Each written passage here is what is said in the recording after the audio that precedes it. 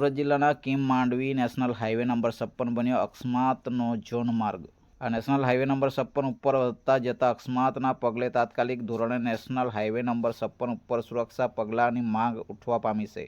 આ national highway number 56 હાલમાં 4 lane માર્ગ બન્યો છે, પરંતુ તડકેશ્વર ગામ બાદ આ હાઈવે 2 લેન માર્ગ રહી જવા પામ્યો છે। ત્યારે વધેસિયા નોગામાંથી લઈને માંડવી સુધીનો આ માર્ગ અકસ્માત ઝોનમાં બદલાઈ ગયો હોય તેવું લાગી રહ્યું છે। કીમથી માંડવી નેશનલ હાઈવે નંબર 56 ઉપર છેલ્લા કેટલાક સમયથી ગંભીર અકસ્માતો સર્જાતા લોકોમાં ભય અને ચિંતાનો માહોલ સર્જાયો છે। આ નેશનલ હાઈવે નંબર 56 માર્ગ ઉપર અંદાજે 6 મહિના અનેકો ગંભીર અકસ્માતો સર્જાયા છે, જેમાં કેટલાક નિર્દોષ લોકોએ જીવ પણ ગુમાવ્યા છે।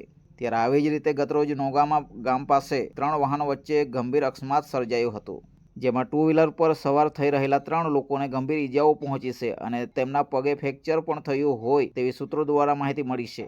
જાણવા મળી રહ્યું છે કે અકસ્માત સર્જાતા જવાબદાર વાહન ચાલક સ્થળ પરથી ફરાર થઈ ગયા હતા। ત્યારે આવી જ રીતે એક બાદ એક અનેકો અકસ્માતો અગાઉ પણ સર્જાતા સ્થાનિક આગેવાનો સહિત સરપંચો અને ગ્રામજનો દ્વારા માર્ગની સુરક્ષા અંગે સંબંધિત અધિકારીઓ સમક્ષ અનેકો વખત રજૂઆતો પણ કરવામાં આવી હતી અને સાથે જ સ્પીડ નિયંત્રણ માટે ચેતવણીના બોર્ડ, યોગ્ય માર્કિંગ સહિત સ્ટ્રીટ લાઇટ તેમજ અન્ય જરૂરી સુરક્ષા વ્યવસ્થાઓ ઊભી કરવાની માંગ પણ કરવામાં આવી હતી। તેમ છતાં આ નેશનલ હાઈવે નંબર 56 ઉપર આજ દિન સુધી કોઈ પણ પ્રકારની અસરકારક કાર્યવાહી હાથ ધરવામાં કે પછી કરવામાં આવી નથી। આ નેશનલ માર્ગ ઉપર વારંવાર બનતા અકસ્માતો હવે ગંભીર ચેતવણી સમાન થઈ ગયા છે।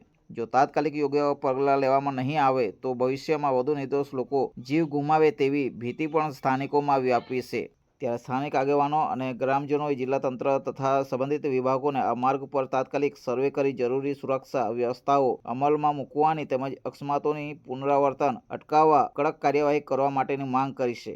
આ નેશનલ હાઈવે નંબર 56 ઉપર 4 લેન માર્ગ હોવાથી ડિવાઈડર ઊભા કરાયા છે, જેનાથી અકસ્માત થતો ટાળી શકાય છે, પરંતુ જ્યાંથી આ હાઈવે ઉપર 4 લેન બનાવાયો નથી ત્યાંથી 2 લેન માર્ગ છે અને ત્યાં ડિવાઈડર ન હોવાથી મોટા વાહન ચાલકો બેફામ હંકારી રહ્યા છે, જેના કારણે નાના સાધનો સહિત બાઇક ચાલક અને રાહદારીઓ માટે આ નેશનલ હાઈવે નંબર 56 અકસ્માત ઝોન બનવા પામ્યો છે।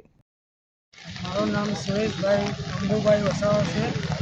મેં નોકરીથી પેસેન્જર લઈને આવતા હતા ત્યારે 2 વ્હીલર ગાડી ચાલતી મારી ગાડી એ સ્વીપવાળા આવીને મારી 2 વ્હીલ પર મારી ગાડી ઇકોવાળા પર ઠોકાઈ ગઈ।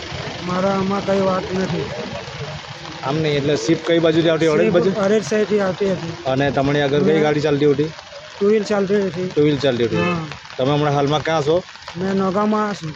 નોગામ જે શિપ સામેથી આવતી હતી તેની હારે 2 વ્હીલ ભટકાઈ, તેમાં તમારી હારે 2 વ્હીલ પછી ઠોકાઈ ગઈ, ભટકાઈ ગઈ। તેમાં તમારે કોઈ પેસેન્જરને કોઈ નુકસાન કશું નથી? તમારે ખાલી ગાડીના નુકસાન થયું છે, બાકી કોઈ તમારી આગળ જે ઠોકાયા તો એ લોકોને કંઈક નુકસાન થયું છે? કેટલા જણા હતા એ લોકો? 3 જણા હતા। તેમાં કોઈ ગંભીર ઇજાગ્રસ્ત કોણ હતું? નામ તો નથી ખબર। ના પણ એમ લેડીઝ જેન્ટ્સ? હા, એક લેડીઝ અને 2 લેડીઝ ને એક જેન્ટ્સ હતા। હવે અહીંથી આ પગ કઈ તૂટી ગયો એવું આખો લેડીઝનો, અને પેલો ભાઈ જે હતો શિફવાળો બાકી સુઈ ગયો, એટલે અહીંથી ફૂલ ઝડપે આવેલો હતો। Bureau report, SGTV live news, Surat, હર હંમેશ સત્યની સાથે।